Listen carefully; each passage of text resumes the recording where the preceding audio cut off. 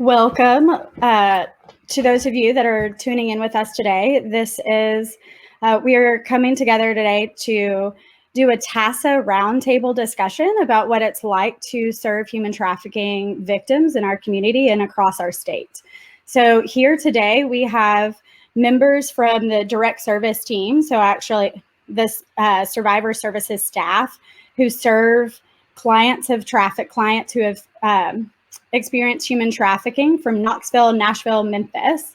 And we're offering this to you guys today as a Tennessee Anti-Slavery Alliance collaboration roundtable discussion. So to start off, I will say my name is Rachel Haaga. I'm the Executive Director for RestoreCorps, what's referred to as the single point of contact for human trafficking survivor services in West Tennessee. We are that West Tennessee contact for Tennessee Anti-Slavery Alliance, as well as our government partners across the state as they respond to human trafficking referrals. So to start this discussion today, I want to explain what TASA is. I think that as you see, you have Coasy Hale, RestoreCorps Director of Survivor Services, Lisa Bolton from Community Coalition Against Human Trafficking, Powering Grow Free, and Tia Bowden from End Slavery Tennessee.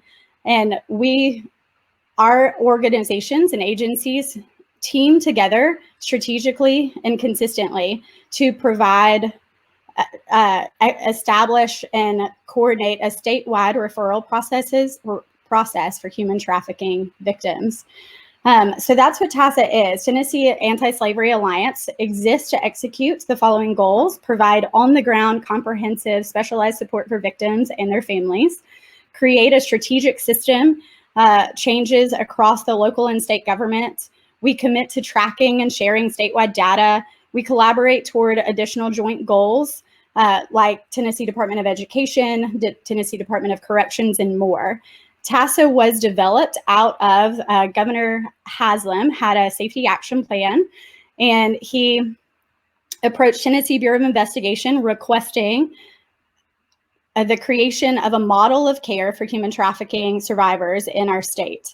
And out of that model, after a number of state agencies, local nonprofits, et cetera, convened together in Nashville over a number of years from 2011 to 2013, Tennessee created a model of responding. And that identified, it was really modeled after Minnesota's no wrong door policy, where there's a single point of contact to triage, to respond, and to allow, whether it be law enforcement referral, emergency contact, et cetera, to be able to call one organization in a grand region of Tennessee. And then that agency would then launch into action, coordinate the case care, while the law enforcement or other first responder entity can go back to being present with the victim in the moment. And so as that process was being developed, the Tennessee Bureau of Investigation special agent in charge at the time identified our agencies as those organizations that were strongest in the fight of counter-trafficking efforts at that time: RestoreCorps, End Slavery, and Community Coalition. And over time, as we were put in a box to team together for this strategic statewide net, we then also went into very deliberate relationship with each other to create a collaborative effort across our state. So that's kind of the history of how TASA came to be, as well as a little bit nuance of the reality of how we work together. So as we transition from that kind of introduction of what is the Tennessee Anti-Slavery Alliance, it is not another organization serving human trafficking survivors in our community, but it is kind of the title for the collaborative relationships in the statewide safety net among our larger organizations of RestoreCorps, Community Coalition, and End Slavery. And then within our regions, the TASA network develop relationships with other nonprofits to continue the collaborative effort of community care for our survivors that are in the state of Tennessee. So as we transition, I would like to give each of the panelists an opportunity to introduce themselves. And we will start with Coasy Hale for RestoreCorps. Good afternoon. My name is Coasy Hale, and I am the Director of Survivor Services with RestoreCorps that's based out of Memphis, Tennessee, Shelby County. Then Lisa? Yeah. Hey, everyone. I'm Lisa Bolton. I'm the Director of Youth Services here at the Community Coalition Against Human Trafficking. You may have also heard our name as Grow Free Tennessee, and that's kind of the second part of what we do. The coalition kind of does the training pieces and meetings like this, and then the Grow Free Tennessee is our direct services piece. And I'll tell you a little bit more here in a bit about the services that we offer. That sounds great. Tia? Hi, my name is Tia Bowden. I am Intervention Coordinator at In Slavery Tennessee in Nashville, Tennessee. Well, thank you, panelists. We're so excited to be able to present this discussion, not just offering a virtual discussion, hearing from one of our agencies, but we thought that it would be really impactful as we are in Human Trafficking Awareness Month for especially Tennessee constituents, Tennessee community organizers, to be able to get an idea of what's happening across our state as well as locally within each of our cities and communities. So to start off that discussion, the first question that I'm going to pose to the panelists, and I think Lisa is going to start us off, is what type of services do each of the agencies provide? Yeah, so that is an excellent question. A lot of times people, when they first learn about trafficking, they're like, something must be done about this. Like, what is being happening? And that's kind of where we come into play as the single point of contacts for our different regions. So here in Knoxville is where we're based, but we serve all of East Tennessee. We provide multitude of things. The first thing is our emergency receiving center. That's a short-term kind of safe house for individuals who are in crisis to get away from their trafficker and get to a safe place. They're assigned a care coordinator at that time to work through them to help them find a permanent living space, medical care, things like that. Then we have our transitional housing program called the Phoenix House, and that is a longer-term program where they go to, they stay at their own home, and then they go to a different location 3 days a week for programming. Not only that, but we have community care where the care coordinators go for adults out into the community, wherever they live, their own apartment, their own home, living with a family or a friend, and work with them there. And then we also serve youth in the community. We do not have a safe house for youth. We work directly with foster parents, residential placements here in East Tennessee, bio parents, that kind of thing. We work directly with the youth, primarily between 13 and 17 are the ages that we're working with. Tia, would you mind going next? Absolutely. So very similar to what Lisa said, as far as the single point of contact, we serve the entirety of Middle Tennessee as that single point of contact. We kind of have a multitude of services that we provide, both to adults and youth. So we have our residential program, which is a 6-month stay in our safe house. And during that time, they're receiving individualized case management. And then we have our community-based clients, and they are receiving that individualized case management as well. And we work with youth, and like Lisa said, they can be in residential placements here in Middle Tennessee. They can be with foster parents. They can be with biological parents, and we do case management with them as well.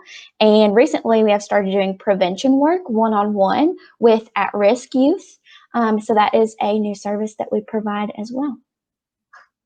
Thank you. Coasy, do you mind finishing up that one? Sure. So for West Tennessee, Restore Corps provides for the 21 counties of West Tennessee service coordination, of course, for any human trafficking survivors. We have a long-term safe house program that's called Blossom House, where survivors can stay up to a year in that environment, and that is for individuals that are 18 and older. And then we also provide, just like the other agencies, community case management with both adults that are 18 and older, as well as youth that are in the community.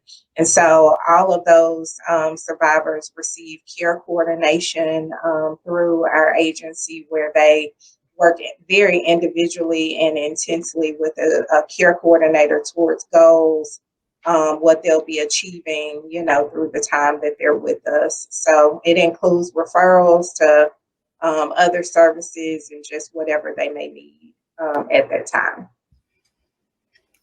Well, thank you. Ladies, I think the next question that we're going to pose to you is, what exactly does survivor services look like? What could a survivor expect if they contact any of our agencies?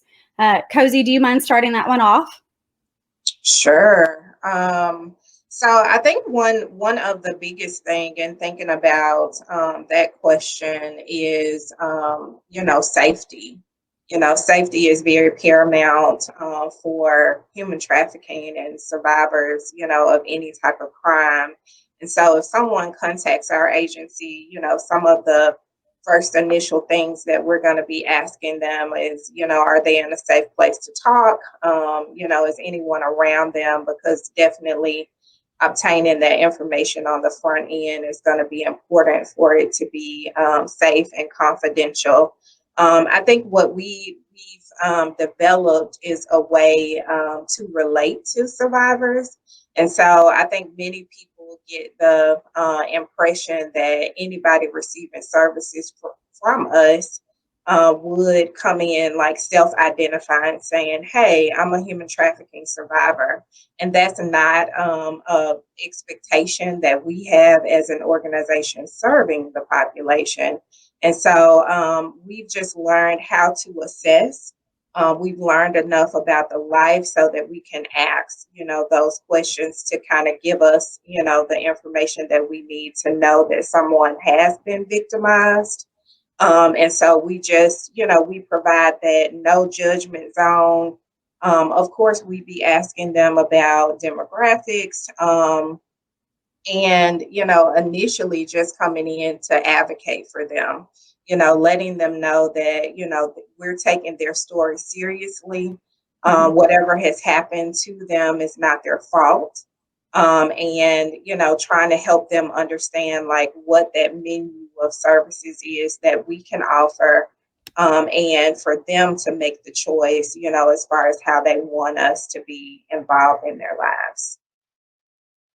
Yeah, absolutely. And Coasy, I love what you said about relation. That is such a core of what we do. That first initial contact, we're going to start that relationship with them.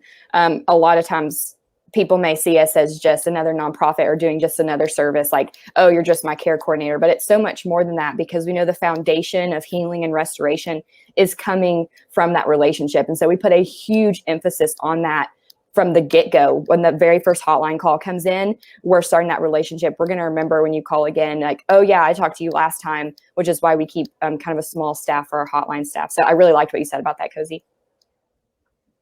I agree. And I like what you said about the first thing we're going to assess is your safety. So are you safe where you are, and how can we address that piece first? And I think what I love about, working with my team is that we're all trained in trauma-informed care. So we're going to meet you where you're at, and we're going to kind of start wherever you are and let this be your story, and then us just offer our services to you, and you can take that up however you want.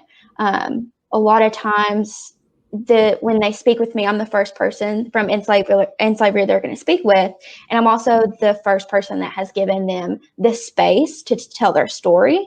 And we take that very seriously here at In Slavery, as I'm sure the other organizations do as well.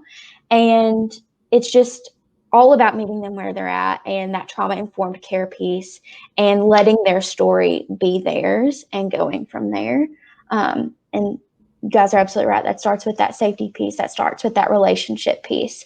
And I think that's what makes all of our organizations so special and unique. Absolutely. And just to touch on that just for a minute, because I know some of the people who are watching have no clue what trauma-informed care means. So just to let you guys know who are watching, trauma-informed care means that we approach everything we do, all of these agencies here today, with the idea and the knowledge that they have experienced something very traumatic. Whatever that is, we're going to come at that with that knowledge in mind. So if we have a girl or a woman at the shelter who is yelling and screaming and is angry or something like that, we're not going to be like, why are you yelling at us, and get all mad at her. We're going to be like, okay, yeah, we remember that she's been through something traumatic, and we're going to make certain steps, and we've all been trained in that. to respond according to that trauma, not respond maybe emotionally or whatever we think is happening in the moment, or how we would respond to someone else who hasn't experienced trauma. It's a specific way of interacting with survivors that we all are kind of trained to do.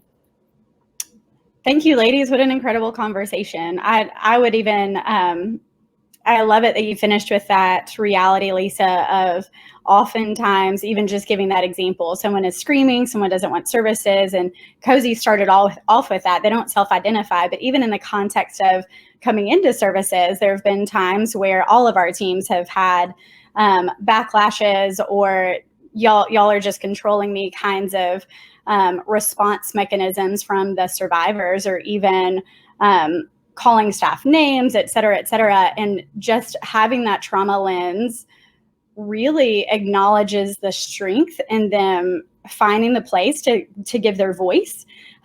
Even as someone is screaming or calling our staff name, it's actually the strength-based response to that couples the trauma-informed care that all of our agencies use, is that piece of, man, I'm really grateful that you are telling me how you feel today, even if at the moment it may not feel good for the staff hearing it. How incredible it is that because of the way that you guys have laid a place of safety, laid a place of relationship, this someone who has been exploited and not had a voice before is then sharing her voice. Even again, it may not feel good for the hearer, but the strength of it that's exuding in that moment because of the way that y'all have acted out those pieces of care. What an incredible reality that you guys are sharing.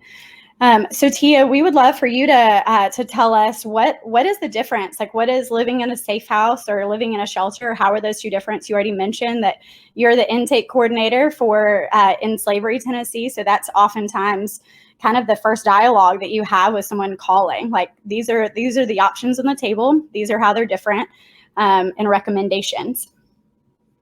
Yes, absolutely. Once again, I'm going to go back to the piece that Coasy mentioned, and we assess safety first. So a lot of that, of course, includes, do they have stable housing? Is that something that they have right now? And for us, the way that we differentiate a shelter versus a safe house, when we think shelter, we're thinking more of like that short term, like usually 30 days, maybe a little bit longer than that.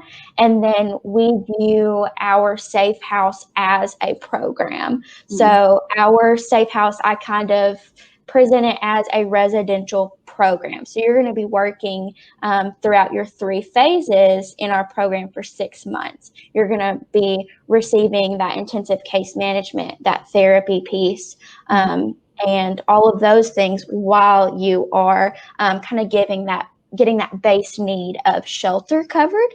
And so we're building upon kind of that hierarchy of needs of, okay, we've got this stable housing piece covered. How can we keep building up to those needs that you can't address if you don't have stable housing? And then, of course, there's the confidentiality piece of nobody knows where the safe house is but staff, and all of those things. And so the biggest differentiation I can give to clients who may be interested in a shelter is explaining it that way. Like, yes, this is a shelter and you will have somewhere to stay and you will have a roof over your head at the end of the night, but this is also going to be another program that you're working. And so you're going to have to put in the effort during your stay here to finish out this program. Absolutely. Lisa or Coasy, do y'all have anything to add to that? Yeah, I was just going to add that, I mean, it's, definitely so important to just explain those expectations up front, because many times in shelter environments, they provide just that, it's just shelter, and a lot of times you have to pay for it, for the night stay, or however long that you're there, but you're not really getting anything other than, the bed, sometimes an occasional meal and that type of thing. And so really when it comes to our programs, it's explaining to people how robust, of the services that are going to be available to them.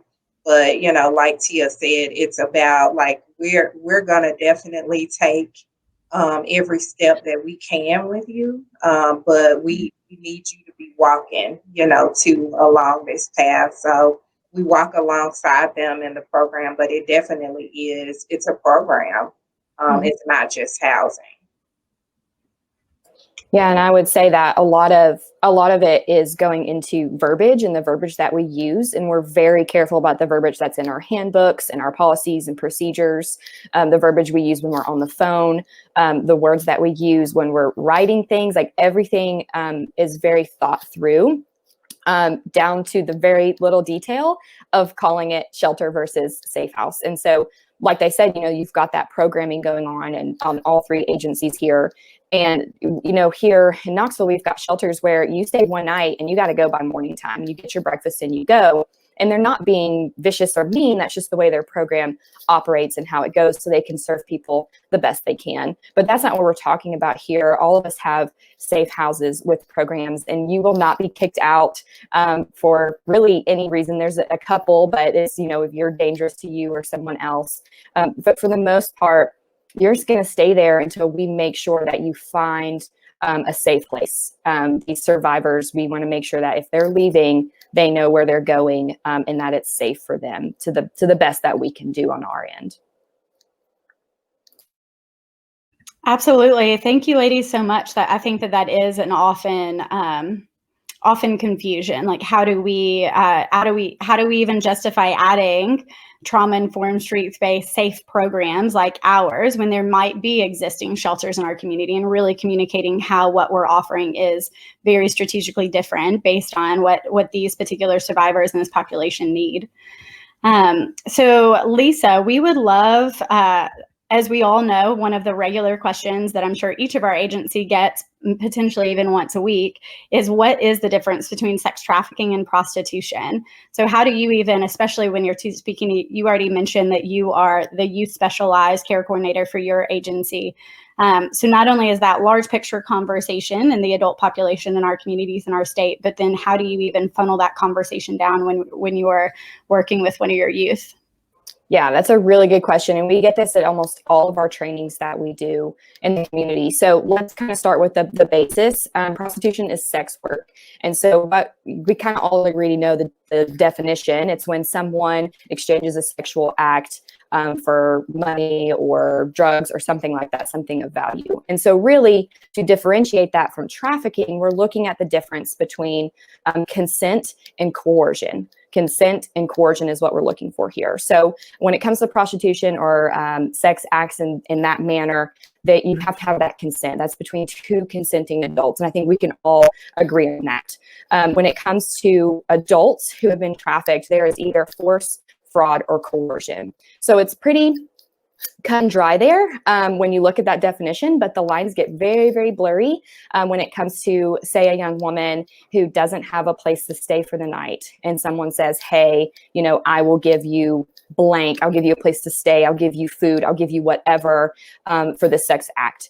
And in that moment, the line gets very blurry. Is this trafficking? Is this prostitution? Did she choose this life? Did she not choose that life? So there's a lot to that when it comes to adult, but the definition that we're looking at for the state is the force, fraud, or coercion when it comes to trafficking. Now, like Rachel mentioned, we have this whole other component when it comes to youth. Gosh, I would say 7-8 years ago, we were still arresting children and calling them child prostitutes. We had children who were 11, 12, 13, 14. They were all sitting in juvenile detention with child prostitution charges.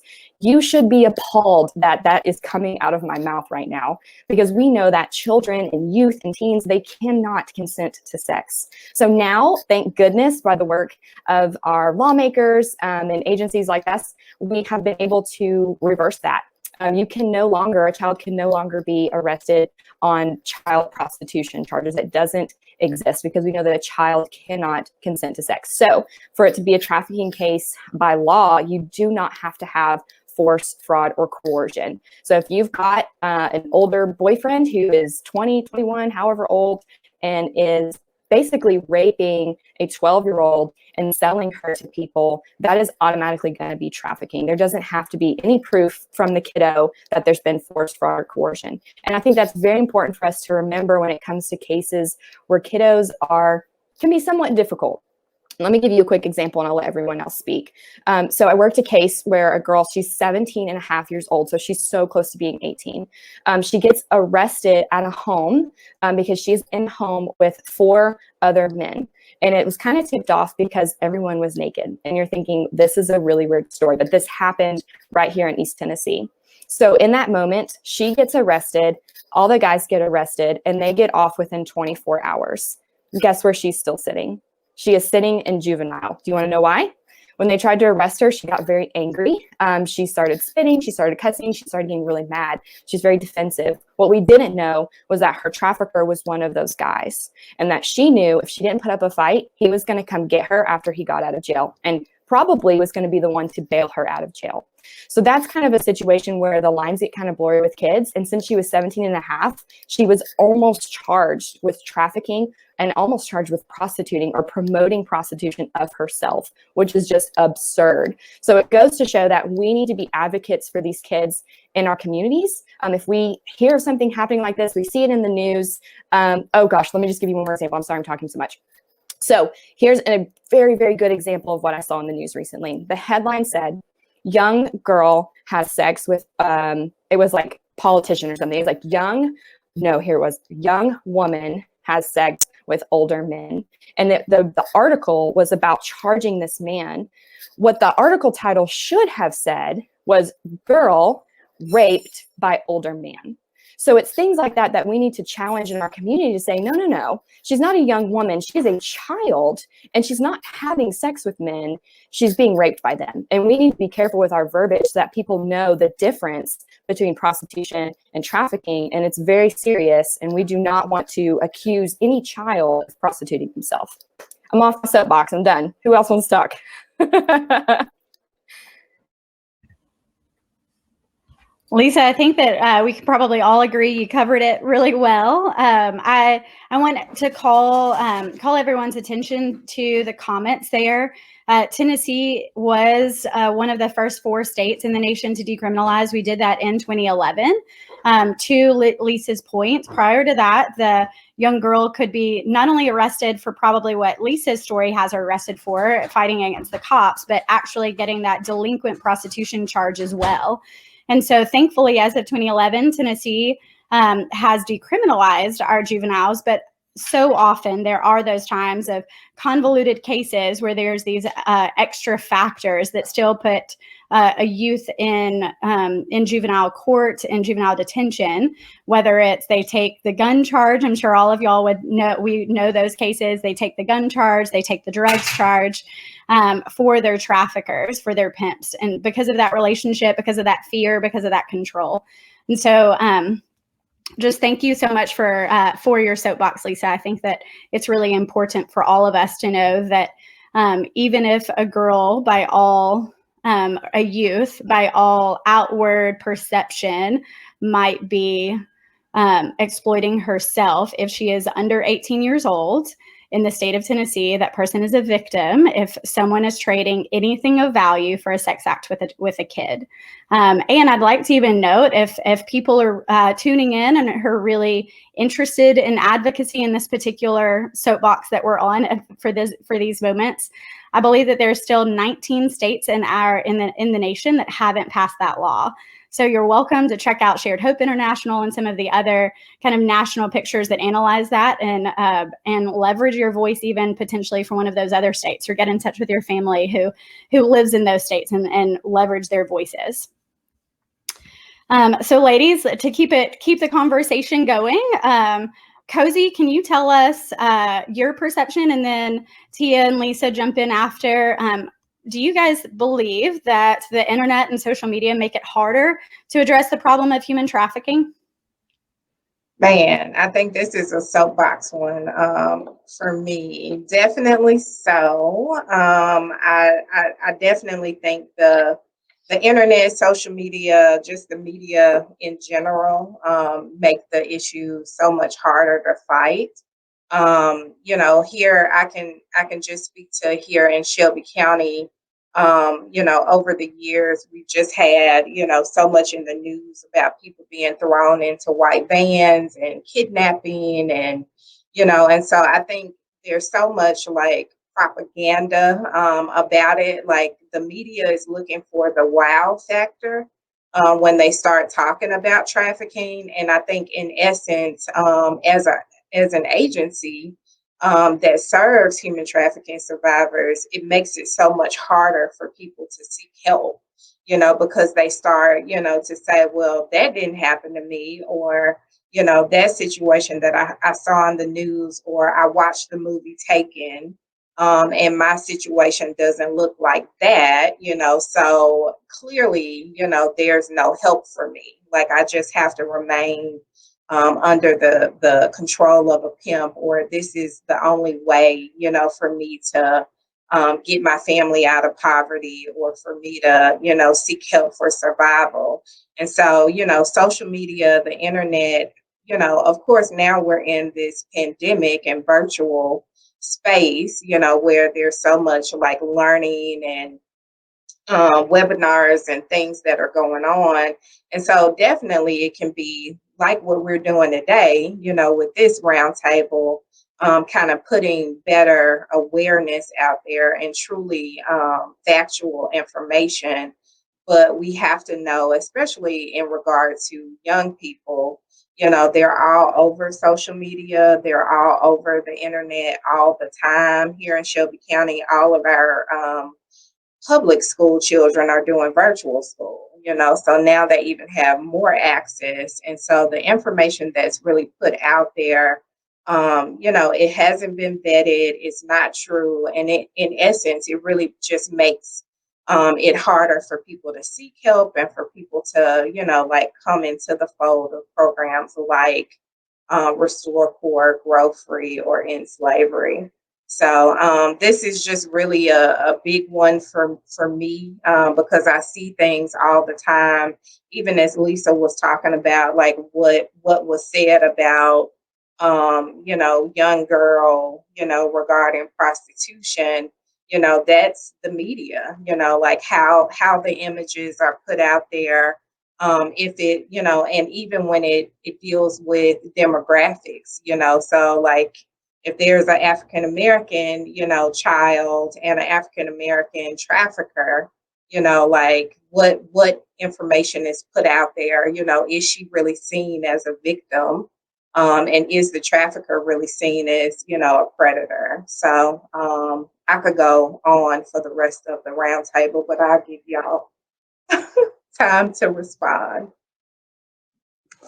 I completely agree with everything that Coasy said, of course. And I think absolutely during this time, we're in this pandemic and people are spending more time on social media, and also trafficking has become this taboo topic for people, and people like those. People like those exotic topics. And so they're sharing all of these posts about zip ties and white vans and pamphlets on your windshield that are drugged that when you touch, you're going to get trafficked. And people send these to me all the time, just to my personal account, friends, family. And it's so frustrating that it's distracting away from what the real problems are and what the reality of trafficking is, especially in our area. I think that unintentionally it takes away the validity of trafficking happening in your backyard. And so these things aren't even just happening in these big cities where you're getting taken by a white van, which isn't realistic, right? These things are happening in your rural communities right down the street from you, and people are being trafficked by family members, friends, people that they believe to be in a relationship with. It's so frustrating that it distracts from the realities of trafficking and absolutely makes it more difficult for survivors to receive services. A lot of times they'll call me and they'll say, my case manager at wherever told me to call you, but I haven't been trafficked. It's not what I saw on TV as trafficking. And then they'll tell me the story and I'm like, absolutely, you were trafficked. And I know that can be hard to come to terms with, but what you see in the media is much different than what the reality is. And that's kind of what we see happening with you. And then this light bulb just goes off of I've been misinformed, everyone is being misinformed, and I've been without help because of that misinformation. And so this is one of my soapboxes too, Coasy. And it's just so hard, especially in a time where all of the stuff is getting posted so much and spread around. And so we're thinking we're spreading awareness for trafficking, but really we're spreading misinformation. Absolutely. I love everything that you guys said. I'm over here like clappy hands. Yes, praise hands, whatever we got. The thing I wanted to say to people who are watching is if you see something on Facebook or Instagram and even TikTok, there are TikTok videos of people saying there's honey on the top of their car, and if you touch the honey, you're going to be trafficked.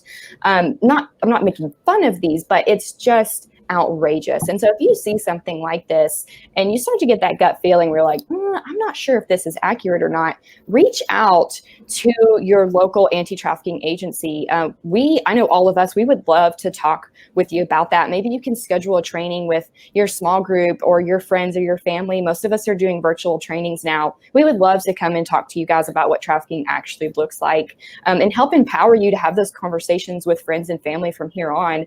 I'm not in the habit of going in comments and just shutting people down. That could take me down a really long rabbit hole. But I am in the habit of empowering people to educate people in their community. And that is a great conversation starter. As much as it is frustrating, like I agree with Tia, it's also an awesome conversation starter. So please reach out to any of us, any anti-trafficking agency near you, and I guarantee we would love to have that conversation with you. Yeah, if I could just say one last thing, is the whole, I think the media and international trafficking. I think, of course we're here in Tennessee, so we see, we do serve, foreign nationals and victims that have been trafficked internationally, but I think the media, and social media specifically, there's so much information that's about international trafficking. And so it pulls away from the domestic, like trafficking that happens. And so I've been in so many trainings, have done trainings myself, where people are like, yeah, that happens over in Asia or, this, that, or the other. And I'm like, no, if you drive, get in your car and drive, like there's a track, like right here on this street, in Memphis. Like we as a community, we have to own that this is happening in our own backyard. And so, the internet and social media is another, like blinder, for that, and so people start thinking it's only like an international, issue, when our main focus is, domestic victims. Absolutely, ladies. What an incredible conversation. You're exactly right. I think that's being the one in our team who often answers the call for the on-camera media discussions, the 2 minutes that gets boiled down to about a 15-second blurb of some way to defeat the zip tie narrative. I think that's the reality. Even media like to pick it up because we would prefer. I think as a human, as a community, we have demonstrated a preference for the extreme, for the reality, for the abuse, in our neighborhoods. We would prefer that abuse, exploitation, being victimized is the extreme reality of someone's day-to-day life, and because of something extreme like zip ties or kidnapping, rather than the everyday. As each of y'all have mentioned, it's boyfriends, it's mothers, it's slowly grooming a relationship for trust. It's slowly asking for new photos. So you have leverage and you've seasoned the victim to expect that kind of transactional relationship with you. And then that turning out moment. So I'm super grateful that each of you guys have touched on that in such a quality way. From, as you said, Lisa, that's why we actually all team together for this. Like, what is that like to team together to empower those conversations? The hope for today would be that each of the people tuning in would then go back to each of our agencies and know a good source for those conversations the next time they come up. Ladies, I think that one of the best parts of having each of you on this, rather than the me's of the world and our agencies, is that you are working with the victims day in, day out. Tia, you're the one who gets that first phone call. Coasy, you get into the weeds with our care coordinators. Really, what is this barrier to empowerment for this survivor? This barrier, where's the on ramp and the off ramp? Lisa, you have those narratives with the youth every day. Can you each one by one tell, starting with Tia, tell us a victory? I think that we just want to make sure that before the end of this time this morning, that as our listeners are tuning in to human trafficking awareness, myths being busted, what about this? This is what it really looks like throughout this whole month. What does it look like for us to actually acknowledge, yes, the problem is here. Yes, these are the ways that we're getting it wrong. But man, these are the ways that we've gotten it right as a community, as individuals, and then the kinds of victories that we've seen in the lives of survivors. Yes, absolutely. I do trainings for our agency with other social service agencies. And one of my favorite things to touch on is this. And I think a misconception about the work that we do is that all of the care coordinators and staff are constantly just sad and drugged down by all of our work that we do. And my favorite thing to tell people is that I experience far more laughs with our survivors and staff than I do tears. Sometimes happy tears though. And so that's what makes this work so special. And I think we have our big victories and we have our small victories. And one of my favorite stories is I was an intern for In Slavery actually for a year before I came on staff, almost a year and a half ago. And one of the first clients that I worked with as an intern, I got to follow that work into when I became a staff member. And one of the first things that I was able to do on staff was go with her to get her divorce finalized. And that was such a special moment for me to experience something so big and so important in someone's life, and to see her story kind of from the beginning to develop into who she was then. And then we have our smaller victories that can be, I mean, just being able to go to the grocery store and go with a list and be able to come back with all the things on your list and you stuck to a budget. And so we see that all the time too. And so those victories happen every day. There are small victories that I think definitely need to be given credit, like being able to go to the grocery store or make your own phone call. But absolutely just a reminder that all of this work isn't always sad all the time, and we're not all just crying all the time because of how sad and dreadful it can get. We are celebrating with our survivors those small victories and those big victories just as they're the same, and we're laughing with them and we're learning from them, and that is the best part about the work that we do.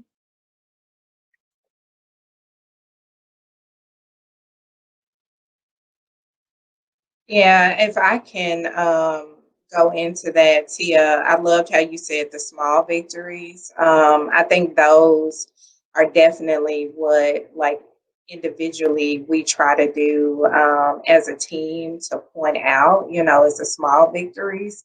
Because if you can see the incremental, change, or if you can reflect on, like, man, when you came in, like, you were, so fearful. You thought, that everywhere we went, your trafficker was going to find you. And then once, a survivor comes into the fold of care and advocacy, and they see, the team show up for them at court, and they see, that the team is fearless, about, this trafficker. And then, she starts saying, I don't care. I don't care, what he's going to do and what he's going to say. Like, I can stand with y'all. Y'all have been in it with me. I think one of the biggest kind of big victories with Restore Corps is a survivor who she was in our Safe House program that she completed. She was able to, get gainful employment, get into, high set classes to start working on her GED. But when she first came to us, her trafficker had custody of her kiddo. And so we were able to walk alongside her until she was able to regain custody of her toddler. So I think that, situation, like navigating DCS, trying to help her make sure she was sober and stable, and jump through every hoop that the court system or children's services may have, presented for her, and just able to, we got to keep pushing, we got to keep going. It's those kinds of, victories, but even not just the big things, but, able to just reflect on, like, man, day one, do you remember, that girl who you were when you first came into services and who you are today? So, those types of victories, I think, keep me and my team going and encouraged. Absolutely. I love that so much.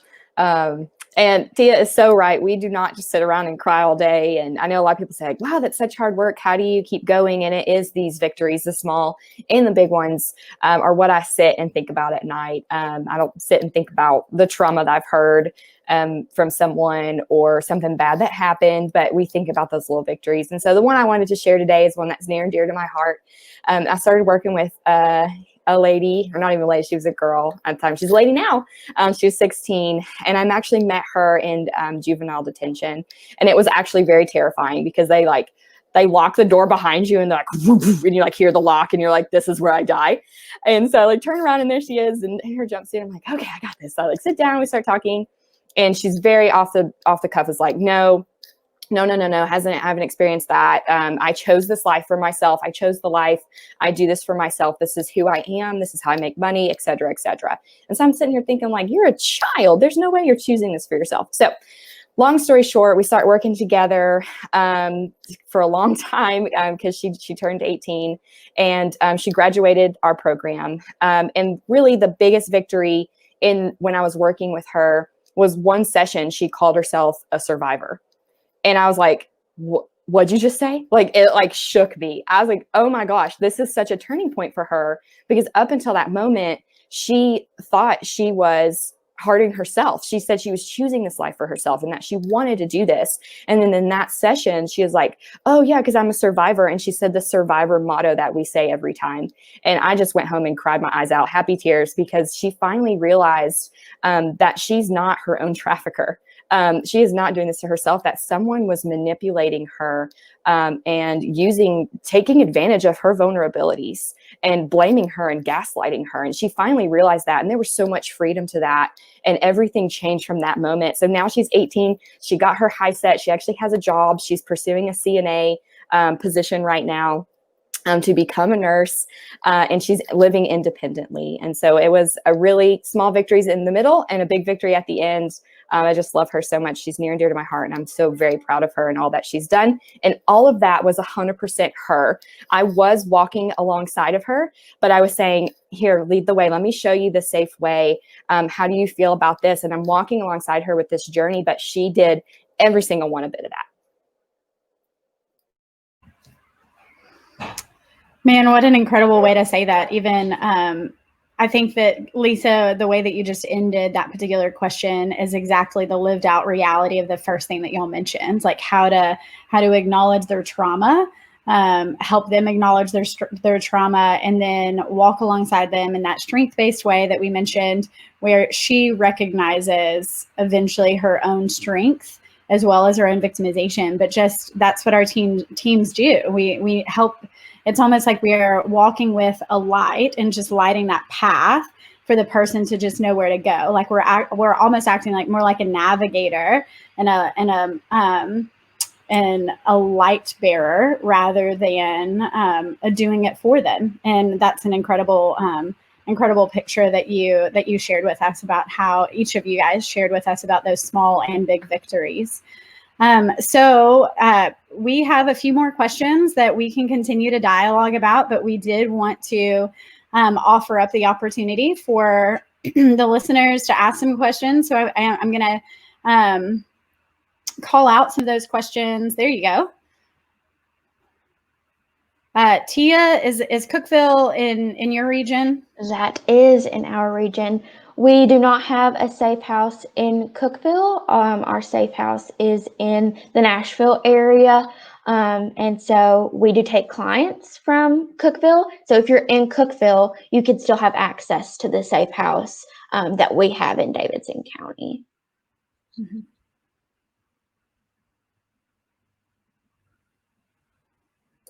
Who is that question for? Do we know? I don't think so. Patricia, do you mind telling us what region you are in so we can really strategically answer that question for you in the comments? While we're waiting on Patricia to add to that, I would like to maybe take it to another question. Do you think that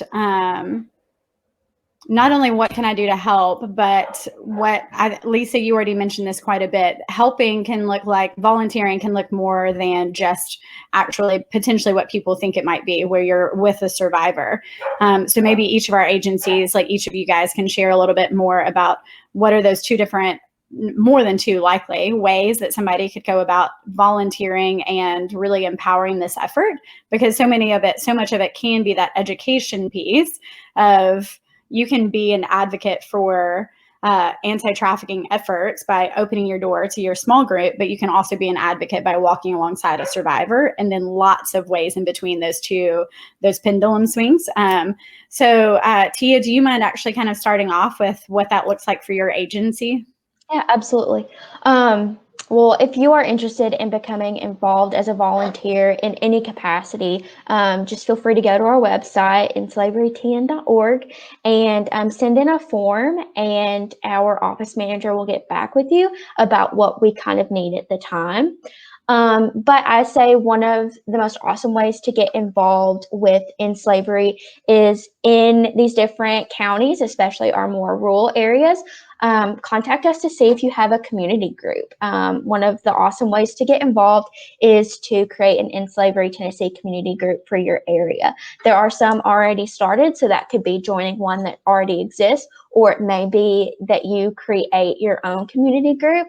And there are tons of different ways that you can volunteer through that. I mean, we have community groups that donate decorations to decorate for Christmas, because we don't have decorations for Christmas. And so there are tons of different ways to get involved. And so I would say the best thing to do would be to reach out on our website, and they can get you pointed in the right direction, either starting a community group, joining the one that already exists, or exploring the other ways that you could volunteer. Wonderful. I know we see that Patricia, she was specifically asking for CCAHT.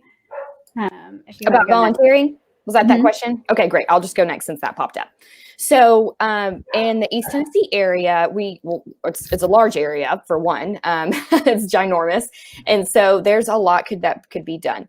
The biggest thing I'm going to say is we have a program called Meal Train, and that is you can help provide a meal for the ladies that live at either our transitional housing program, Phoenix House, or the Emergency Receiving Center. And you can do that by going to our website and signing up there. There's a calendar. You can pick the days you want to do, and you just type in what kind of meal you want to bring. That way we don't have 7 weeks of chili coming in to the shelter. We're very thankful, but a lot of chili is too much chili.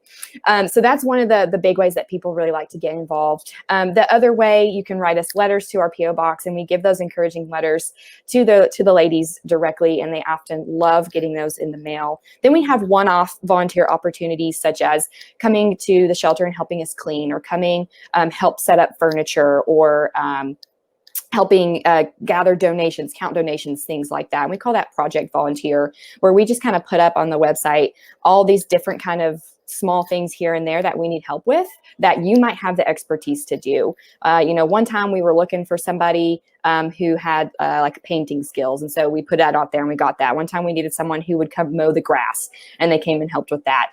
And so you might have connections to someone. If you can't do it, you might know someone who can help.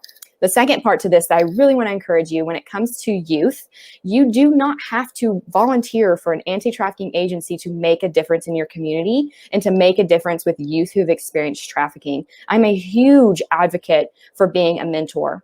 The biggest reason that we see youth being trafficked in East Tennessee is because they do not have a strong, supportive adult in their life who truly cares for them. It all goes back to that very first conversation we were talking about, relationship, relationship, relationship. So please look into mentoring or volunteering with groups of kids, or just investing in youth in your community if you're passionate about kiddos who may experience trafficking, because you can be on the front end of that. You can be that preventative adult in their life who sees the red flags, who sees someone coming into their life trying to take advantage of them. You could end exploitation before it even begins just by having empathy and compassion and spending your time with a kid once a week. And so I just want to encourage you that if you're interested in helping kiddos, that is probably the number one way you can do that, is to be a mentor and make an impact in a kid's life today.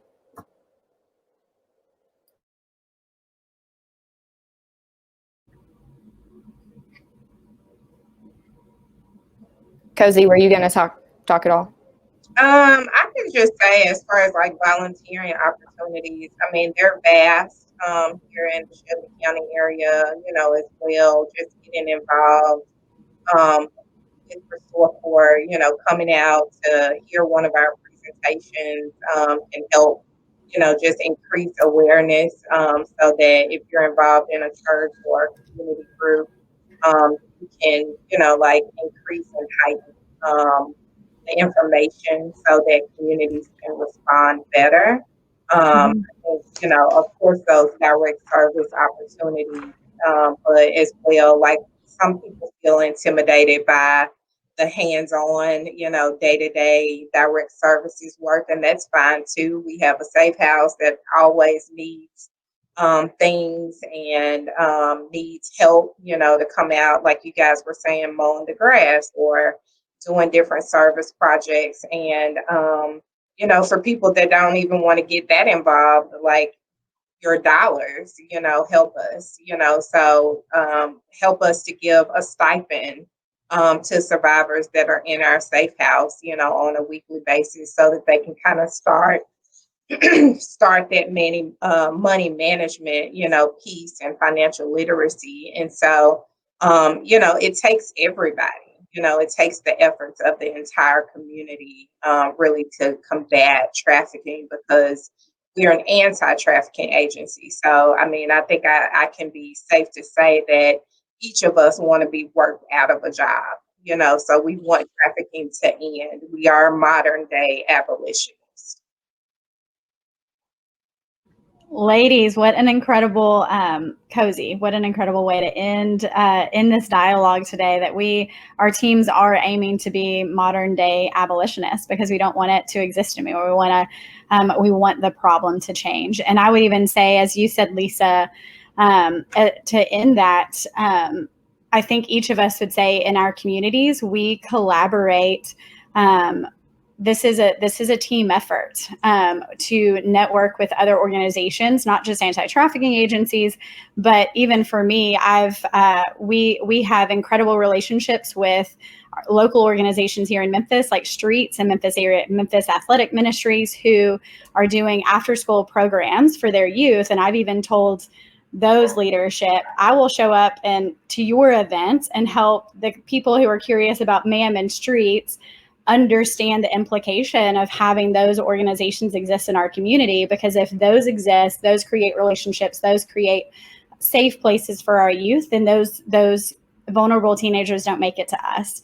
And so I think that's the reality. Ladies, thank you so much to those of you who are commenting and asking questions. Our Partnered in Slavery, that this is being hosted on their platform. They're capturing these questions, and we'll send them out to our teams to ensure that if you asked a specific question, what does it look like? And I saw one of them, White County, Cumberland County, et cetera. What's the reality of trafficking in Williamson County? We will capture those questions and get back with you if you can put your email address in the comments for us. So it is 1 o'clock. We want to, this is Lunch and Learn, so we want to honor your lunch hour and call it a day. Please stay tuned to all of our social media, our newsletters, sign up on our newsletters via all of our websites so that you can continue to not only hear more awareness pieces for Human Trafficking Awareness Month in this month of January, but continue to learn throughout the year of how you too can leverage your voice, your time, and your dollars to make Tennessee a slave-free state. Well, thank you, ladies, for your time using your time this way. Awesome. Thank you so much. Thank you.